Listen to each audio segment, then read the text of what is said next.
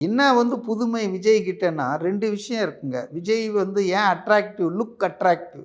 இன்னைக்கும் பார்த்தீங்கன்னா, காங்கிரஸ்ல ஒரு big section is actually wants to go to டிவிகேவோட போனோன்னு தான் விரும்புகிறாங்க.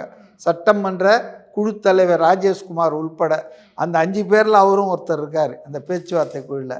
அதுக்கு அட்ராக்ஷனுக்கு என்ன மெயின் காரணம்னா, அதாவது ஆட்சியில் பங்கு, அதிகாரத்தில் பங்கு.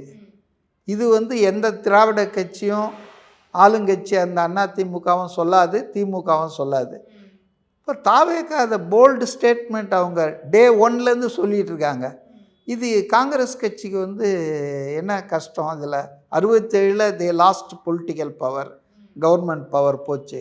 அப்போ அதை வந்து அவங்களுக்கு ஒரு வாய்ப்பாக இருக்குது இல்லையா? என்ன தான் திமுக சீட்டு கொடுத்து ஜெயித்தாலும் தேர்தலுக்கு அப்புறம் நோபடி தான் காங்கிரஸ். யாரும் அதை சீந்த மாட்டாங்க. திமுக மட்டும்தான் மந்திரிகள் எடுத்துக்குவாங்க, எல்லாமே எடுத்துக்குவாங்க. காங்கிரஸில் பல வகையான கட்சிக்கு ஆதரவாளர்கள் இருக்காங்க, காங்கிரஸ் கட்சியை தவிர்த்து.